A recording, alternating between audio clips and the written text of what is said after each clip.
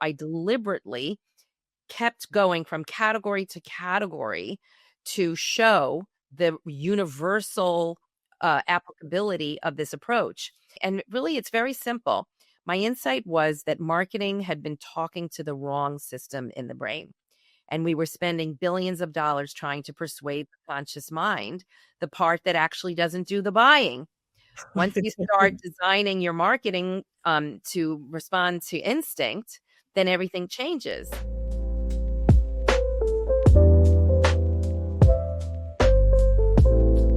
Welcome to the Leadership Chronicles. Again, we are here with another wonderful, amazing guest. First of all, I want to say welcome to Leslie Zane, and also welcome to my wonderful, beautiful co-host, Sarah.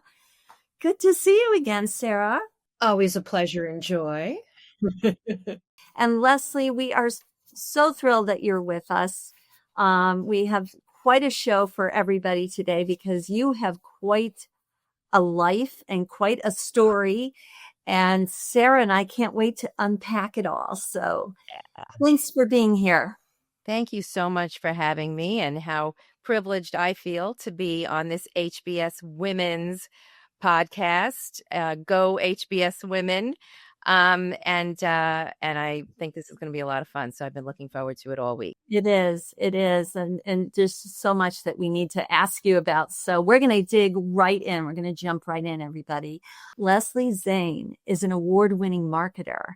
And in fact, I just say this off the cuff. She is such a pioneer in the whole field of behavioral science. It changed forever, I think, the way anyone will look at marketing.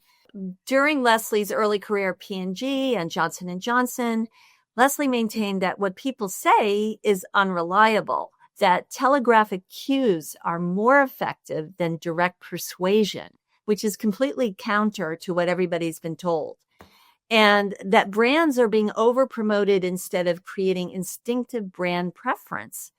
So we can't wait to dig into this. Like many unconventional thinkers, her ideas were often dismissed.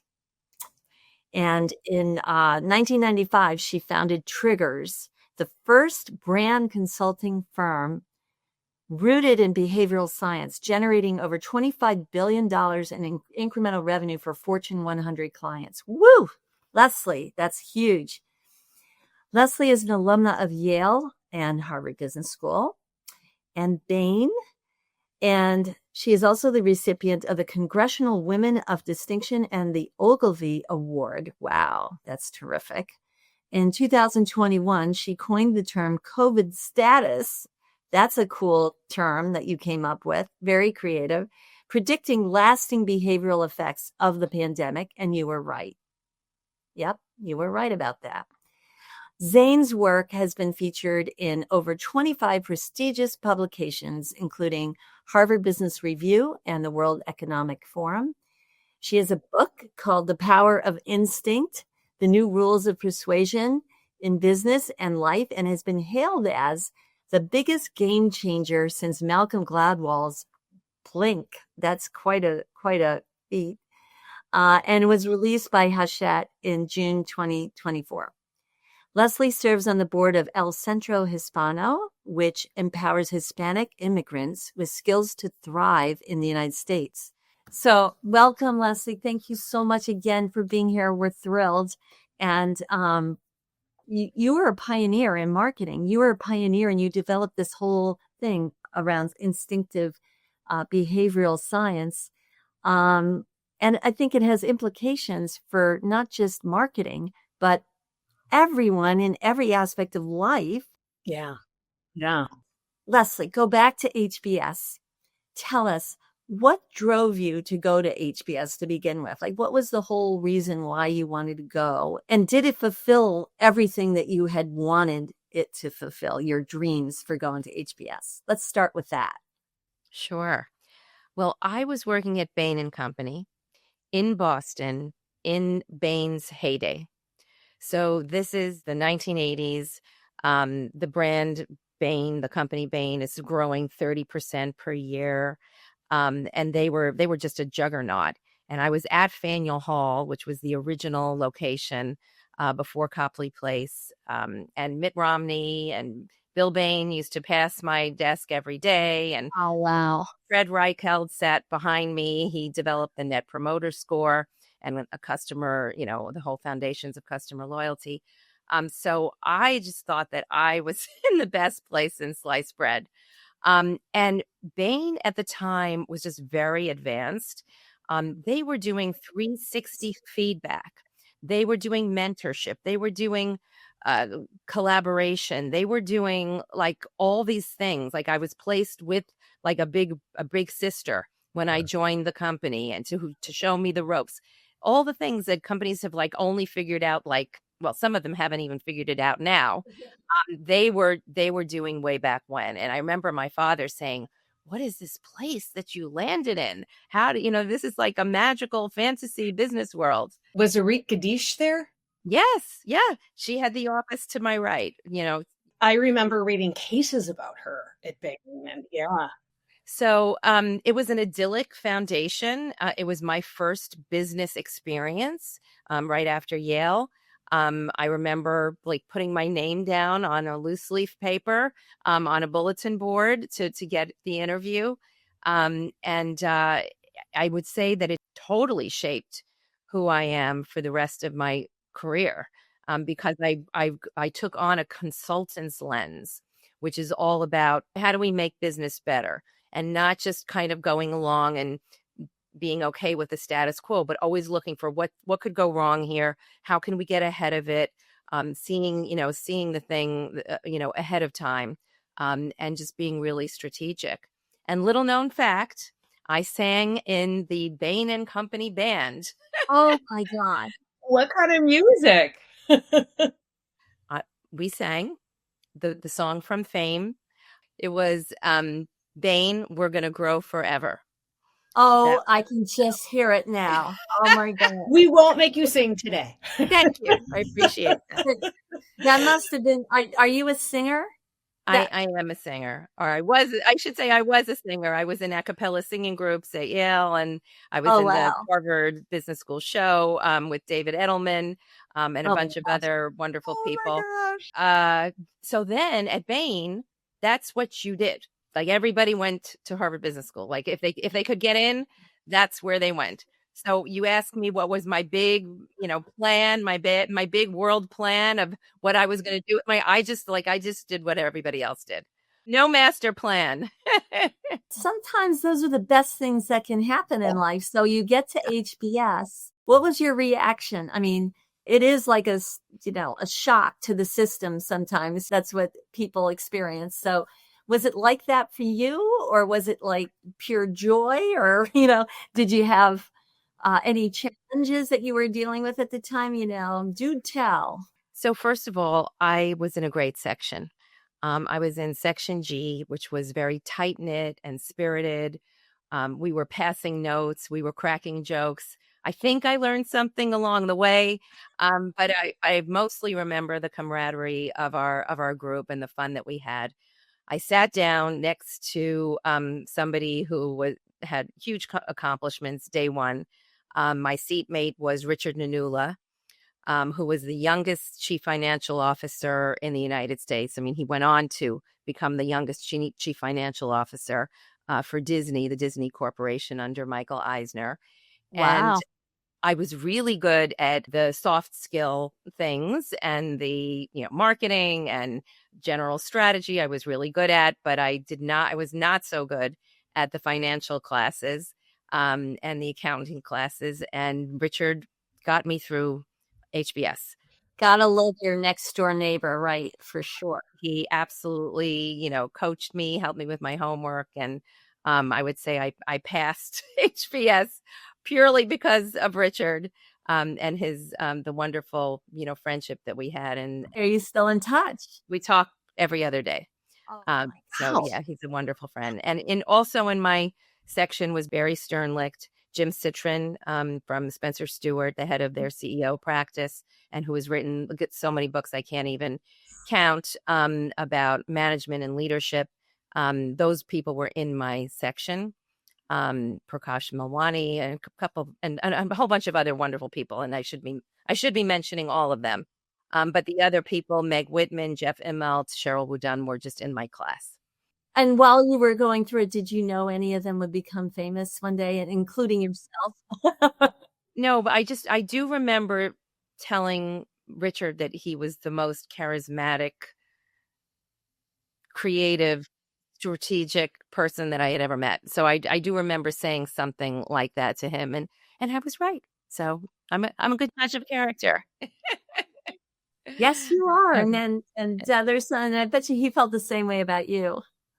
I hope so. I hope so. But I would say the thing that I got most out of HBS, because I have to admit I did not learn business there. You learn business in business. Yeah. It is the only place you can learn.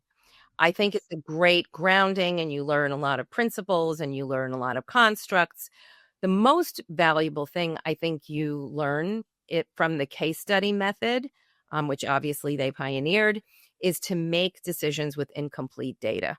Yes. And that's a muscle that still serves me to this day. Yeah.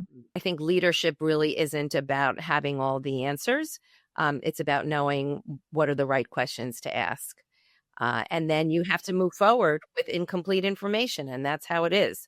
Otherwise, you're frozen.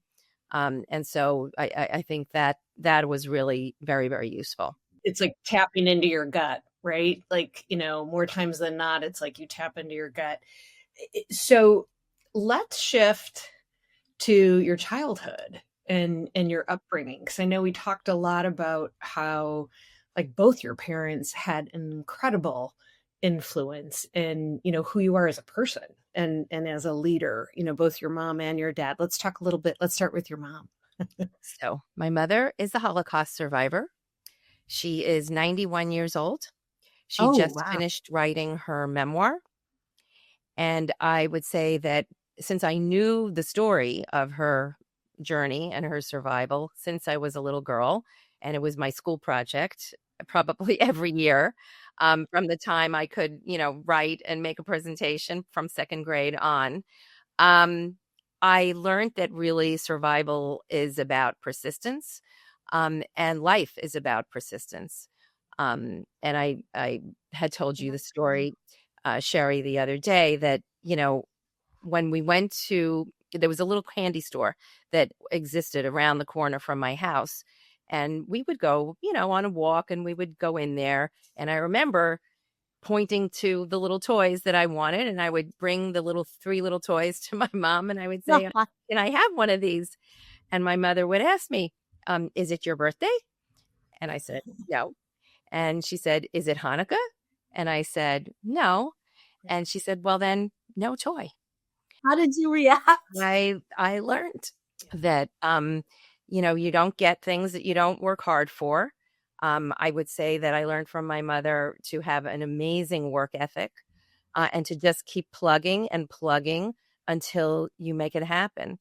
And so I'd say, one of the most important themes from my childhood is a deep belief in agency. And that even in the face of challenges or hardships, you just keep going, and you have the power to shape outcomes. But my parents, I would say the gift that they gave me, my mother in particular on this, is that you can achieve anything that you want if you put in the hard work. And she was accomplished too, because I think you had shared she was the first in her family to attend it. Well, it was an Ivy League college in the 50s. Yes. It was a female. She was valedictorian of Forest Hills High School, Forest Hill, Queens, New York. And then she went on to be the first person in her family to go away to college at all, and to go to an Ivy League school, to Cornell. The role model. Now that was my mother. You can imagine nothing less than an A would do, but she didn't really have to say anything.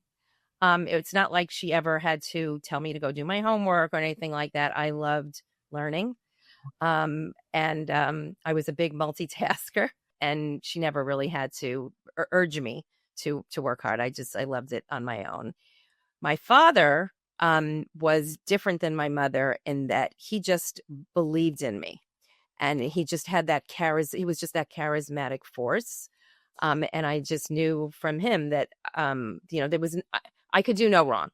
I do think that I've noticed about strong women that many of them had fathers like that who just thought they were the best thing since sliced bread. Um, but I think if you don't have that, if there's someone else in your life who can play that role, a charismatic person who believes in you. It could be a teacher, it could be a personal trainer, it could be a friend of the family, but just somebody who just tells you you're special and makes you believe that you can do anything. And so that's what I got from my parents. But that just like bolsters you and makes you feel like you could just be like a rocket ship if you have somebody behind you, somebody in your corner, especially your father. I mean, it's great because you're drawing different types of energy from both, right? And my father died he passed away in 2015. He was literally my favorite person on the face of this earth. I adored him and I miss him every single day. And he happened to have been in military intelligence in the Korean War. Cool. And what's fascinating about that is that he had to strategize, what the psychology was of the enemy, and how, he was going to sort of outsmart it with his marketing materials. And so I realized sort of later in life that, you know what, I think I kind of got this from my dad. Yeah, the persistence from my mom, the DNA of the Holocaust, which they have now said is in your DNA. Wow. And then from my dad, this sort of ability to see things coming and to interpret, the psychology of various moves.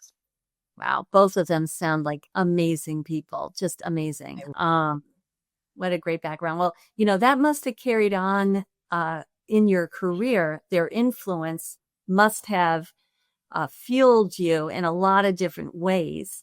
So if it's okay, I want to shift into now your career journey. And, Leslie, the thing that strikes me about you is that you have broken barriers. Okay. You're a pioneer. You've broken barriers. You had to break barriers. You saw things a certain way that other people, either you were too early or they were too late or whatever it was, they didn't get it. But you forged your own path. Can you tell us about the courageous journey that you started? You embarked in your career after HBS. What happened? And then how did you get on your path? Tell us a little bit about that story.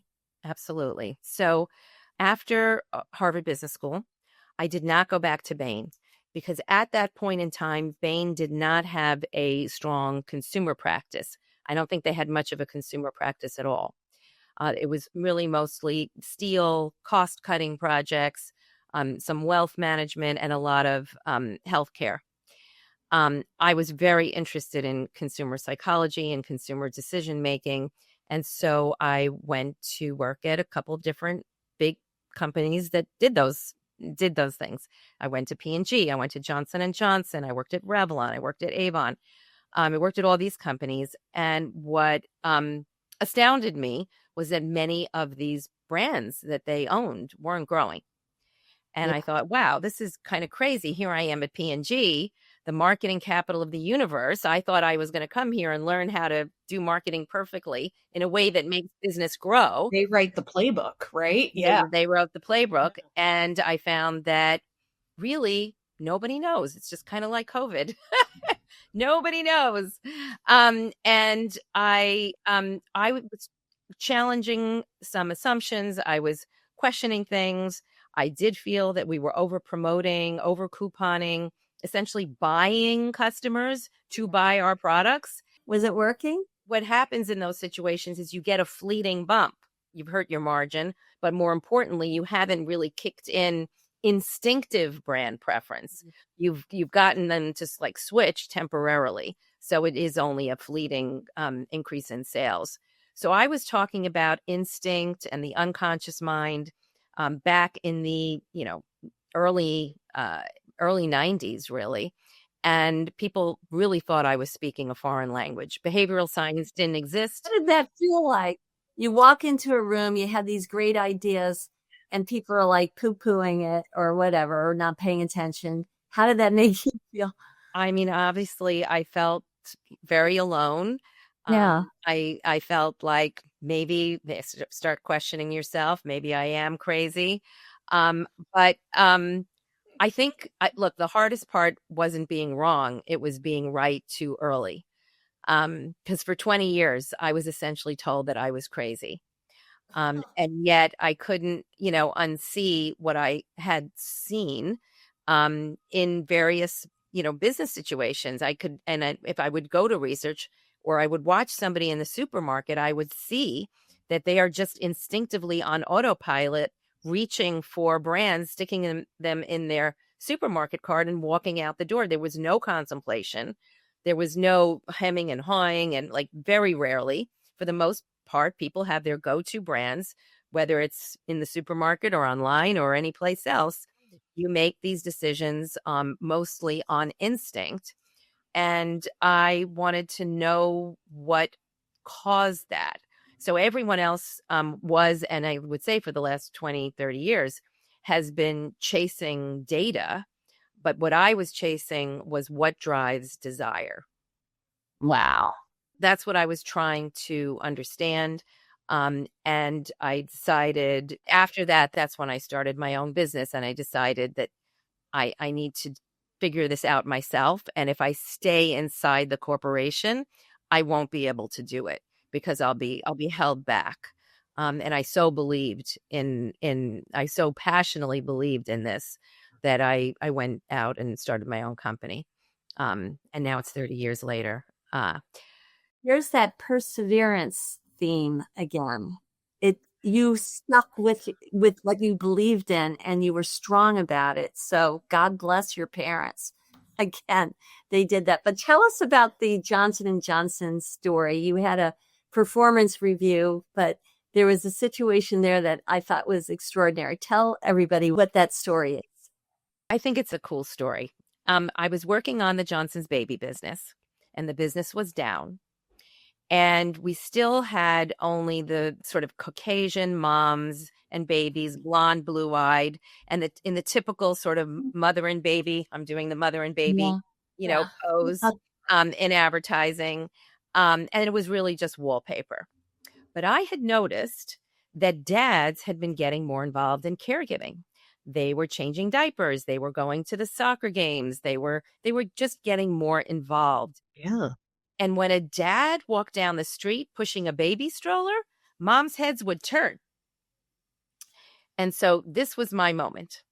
I put on my skirt suit, my power watch. Your pantyhose, right? You had to wear pantyhose back then. My pantyhose, my highest heel shoes, and my silky tie bow that the women wore over a white shirt at that time. I'm channeling this. Yeah. And I marched myself into my boss's office and I said, I know what we need to do to turn around the Johnson's baby business. We need to put the first dad in a Johnson's baby shampoo commercial. Yeah. Like I was like, okay, when is the applause going to start? He said, you're crazy. It's moms, not dads, that buy these products. We have no data to support anything that you're saying. And that's why business is down, right? And we're not going to do it. But because I'm persistent, and I don't really think about anything other than getting the idea through, I kept advocating for this. And then came my performance review, which I remember to this day. Oh. Leslie is too passionate about putting fathers in advertising. Wait for it. And this is an executional concern, not a strategic one. Okay. Now you have to understand. I had been told that strategy was my superpower. I had been told at Bain that strategy was my superpower. Anybody who'd ever met me, this was like a knife in my heart. I remember like crying myself to sleep that night. That's so brutal. But again, I kept on advocating. I did more research. I proved a couple of different things. I think they finally gave in. out of sheer exhaustion and just basically to get me to shut up. And sales rose like triple digit.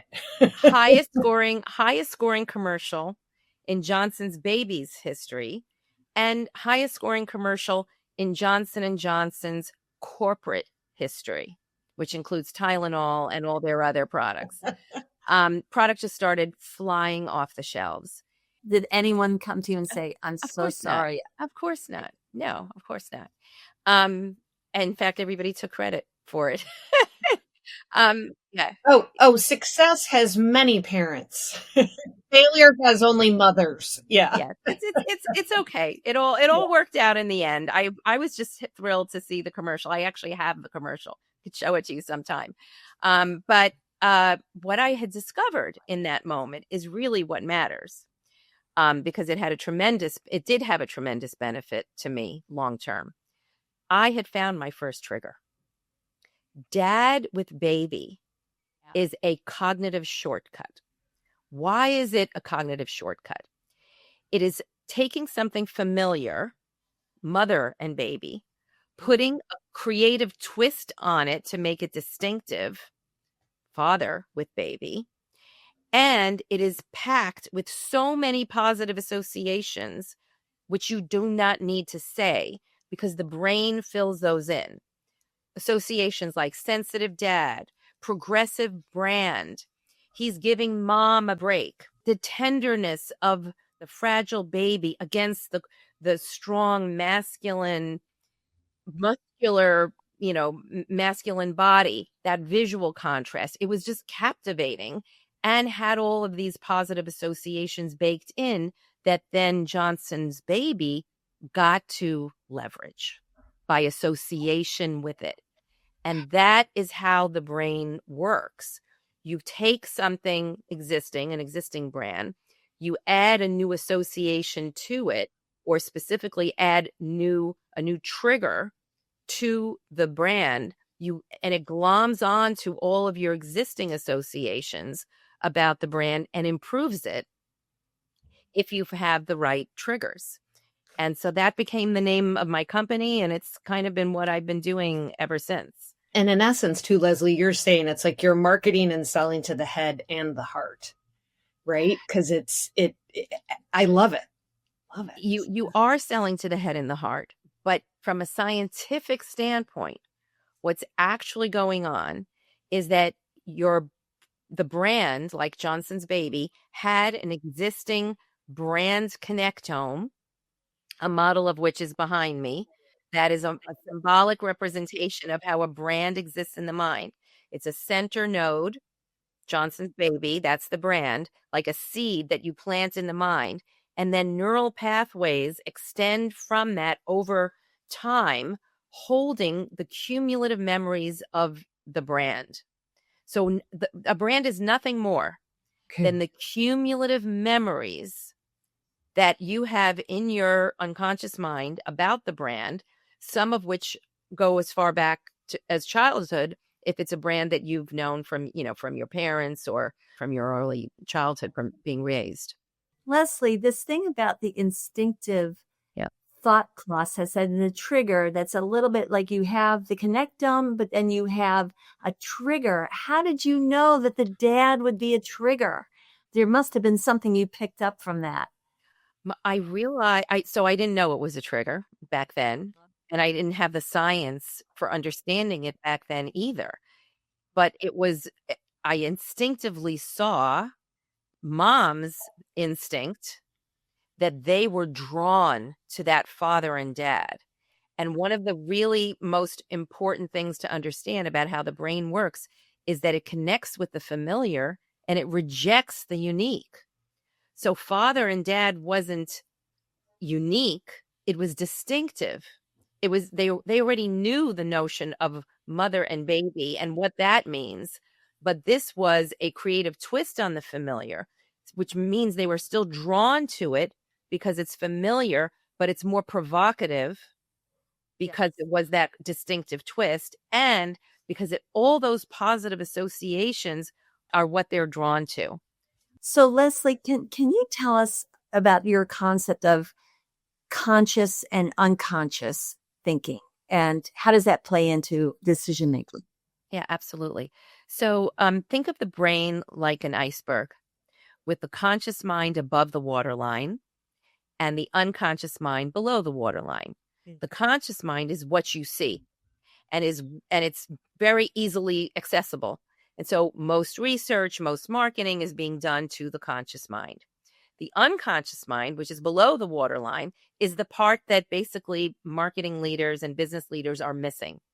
But why it matters so much is that's actually what's driving our decisions.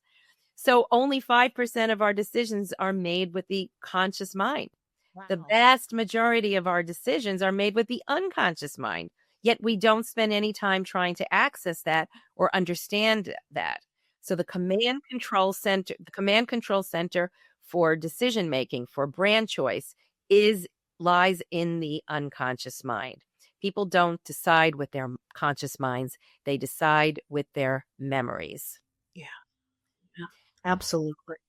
Back then, you got to understand, I was talking about this stuff 20 years before Daniel Kahneman. Right. So Daniel Kahneman would call these two systems, these two mechanisms of the brain, system one and system two.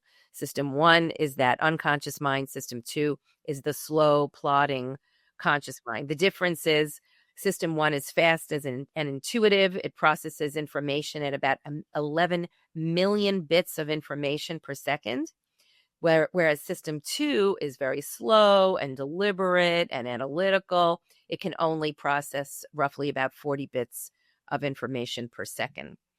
And so it's really that unconscious mind that we just don't realize is impacting us and making most of our decisions. Then the conscious mind comes in over the top and rationalizes that because we're aware of that conscious mind.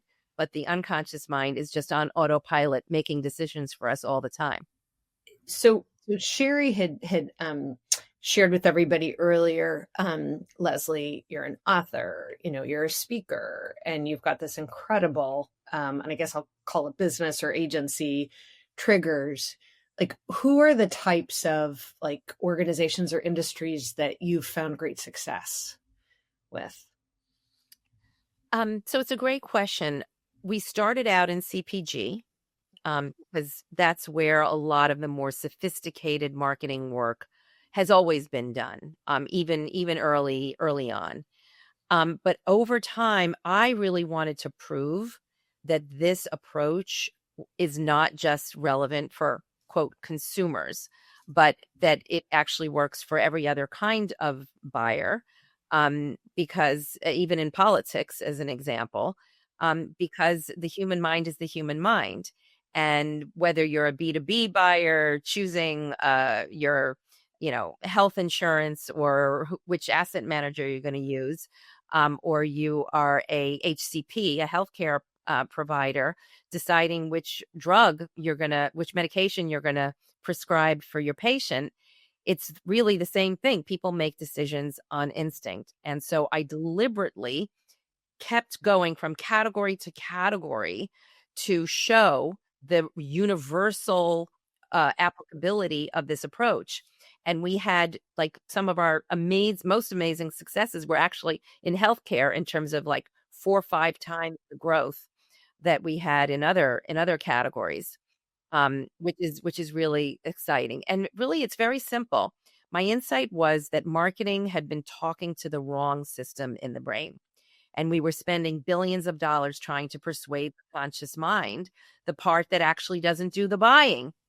Once you start designing your marketing to respond to instinct, then everything changes. Because conscious marketing is just trying to barrage people with messages, and it's like a brick wall. You're going up against that brick wall. The conscious mind is skeptical, rigid, resistant to change. But the unconscious mind is actually much more malleable because it doesn't see you coming.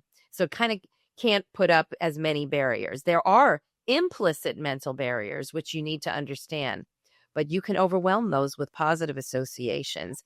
And then market share just increases much faster and more easily. As a former marketer, I can just see how this is working, and it's so wildly successful, and you're growing triggers like crazy. Are there any next like adventures on the horizon, or when you think future, what's on that path? So we're really excited right now. But I'm just gonna start from a personal level first because I know that's really what you want to know today. Thank you. I would say that for the bulk of my career, I was raising kids while I was working. And I did not deliberately scale the company at all. And so it wasn't until I became an empty nester. I'm not saying that I wasn't working the whole time. I had 4 or 5 projects the whole 30 years. But I wasn't really like deliberately thinking about, okay, how do I scale this company like a CEO? And so after I became an empty nester, I just said, now, like what do I want? And I realized that I felt like this whole opportunity was something that I just wanted to take to the next level. And so I've been focused on scaling the company for the last few years. We've been doing a lot of hiring. We are adding all kinds of technology, obviously AI. We are creating more sectors of our work. So, like a head of finance, a head of healthcare, and trying to really just scale the company much more deliberately and much more strategically, so that I can kind of see all of this go further. Because my goal is to just have this influence more companies and more people. I want to just turn people on to this approach because it's so much easier and so much faster to accelerate growth. It's like, why wouldn't you do this? You know what? You should go back to HBS and teach a class there because I think everybody should know about this. I mean, when they're just launching their career, they should hear from Leslie Zane. You should do that. I I think that I love that. I don't know when I would do that, but on the bucket list. Let's put it on the bucket list. Yeah. well, that's great. Well, gosh, we're just barely scratching the surface. And I know on October 23rd, we're going to get really into it a lot. I'm very excited about that. But I just have one question before we get into another part that's going to be a lot of fun. And that is, there are a lot of women in our audience that are probably also in their own mind thinking, should I go out and forge my own path or should I stick with this career? It's, at least it's a little bit safer maybe to do it this way, but they have this instinct that they maybe should do something that they are thinking. And it takes courage and it takes the perseverance and whatnot. But what would you say to those people that are, just trying to figure that out for themselves, and any advice that you could offer based on your life experience of doing this? What could you offer them in their thinking process to be at this point? I have a lot of young women that I mentor and that I advise, and it's one of my favorite things to do, especially because I have 2 sons. So it's particularly fun to pretend that I have some, and I have a couple of like adopted daughters, you could call them. Um, I would say that the most important thing I say, and I have told people, is if you want to have your own company, if you want to start your own thing, don't do it too early. You really need to accumulate enough expertise that you have something very special to offer. And so I would not do that in your 20s. I would do it, once you at least have like 15, 10 to 15 years of real experience in your field. So that you've seen what works, what doesn't work. That's the first thing I would say. The second thing I would say is you have to have something to sell against. I think that what made my company successful, or what has continued to make my companies successful, is that there is this thing called traditional marketing that isn't working. And there's this unmet need out there in terms of driving business growth more consistently and more sustainably. And so I would just say, don't just start any company, right? Like make sure you actually have something where there is a need, and there is something clearly that's out of whack that you can fix. And then the third thing I would say is to have a process. It's one thing, like, for example, to be a consultant. Just putting out your shingle, there are a million consultants. But I think that the thing that really fueled us is that we had this proprietary methodology that we created, so that companies and clients would know that it wasn't just going to be different every time, but that it really was a systematic turnkey process that we had done over and over and again in multiple categories. So those are the three pieces of advice I would say in terms of starting your own firm. Wow, that's good advice. Very good. Well, thank you for showering us with all that great insight, and your experiences are terrific. So many times in my own life, I've also had to keep talking to myself to keep going, and I think it's really important. And I think, well, one of you asked early on, what did I really get out of Harvard Business School? It was actually to be vulnerable, because I didn't know everything. I didn't know a lot of things. Right. And I decided when I was sitting there that I wasn't going to pretend that I did. And so Richard Nanula, my seatmate, when he saw my hand up all the time, and I always had the guts to ask many like dumb questions, right? Someone would always come up to me afterwards and say, "Thank you so much for asking that question." But I just decided that I was going to ask, and what I didn't know, and I've always been like that. So he nicknamed me Miss Question. Oh my gosh. Really? That was my moniker. But you back have the then. curious mind. You're the curious mind, and you're very excited about what you're learning. I could see that. I could see that. And that's what brought you to where you are in your career too. If you didn't have that kind of questioning, curiosity type approach to life, you wouldn't be where you are, because you questioned. And thank goodness you did. You forged a whole new path. Well, okay, guys, I think, we're at this point now. We're going to have a little bit of fun, Leslie. It's called the rapid fire questioning. We're going to throw it at you, and you got like literally a second to answer. So Sarah, do you want to kick it off, or do you want me to? No, I'll go ahead. And I always love asking this because I am a fur mama. Cat or dog person? Dog, definitely. And specifically Cavalier King Charles, King Charles Spaniel, the same as Charlotte has in Sex and the City. The only difference is mine was not as well behaved. And his or her name? Her name was Sammy. We had her for about 10 years. Yeah. Oh, that's nice, Sammy. All right. I've got a question.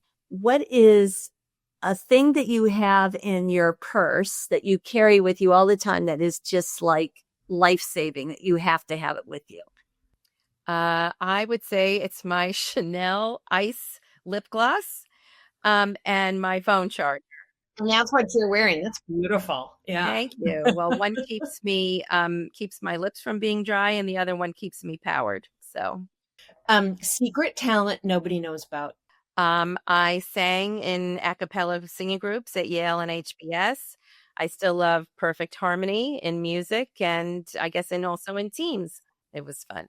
Okay, one more, Leslie. And mine's going to be a little bit more serious, but I'm truly interested in this.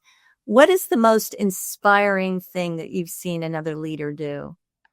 We had discovered something very concerning about a brand, some bad news. And the marketing team said, well, I'm not going to tell the chief marketing officer. And the next person said, well, I'm not going to tell the chief marketing officer. Yeah. Let's get Leslie to tell the chief marketing officer. This is like the Mikey ad. So I told him the truth. The entire marketing team is surrounded in the office. And he paused, and I was like, okay, everybody wait for the explosion, right? Because he had already sold a completely different direction up to the board. And I think even to retailers. So it had gone very far. But our information, our research, and our strategy work suggested this was the wrong direction. And he paused, and he just looked at me, and he said, that took guts. I always want you to do that. And just for that, you're getting the next big project. Wow. No good leader wants a yes person. Yeah. And Oh, courage earns trust much faster than flattery ever will.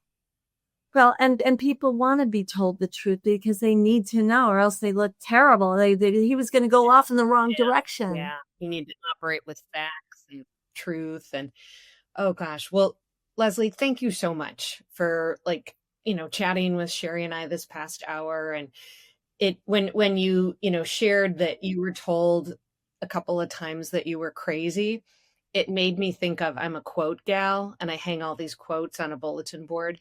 And I looked over and there's a Lewis Carroll, author of Alice in Wonderland.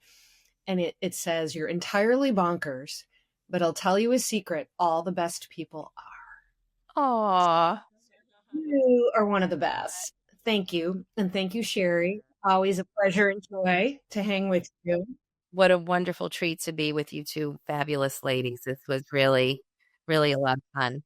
For our audience, thank you for joining us again. You can always find our podcasts at hbswa.org or on any of the platforms, YouTube, Spotify, Apple.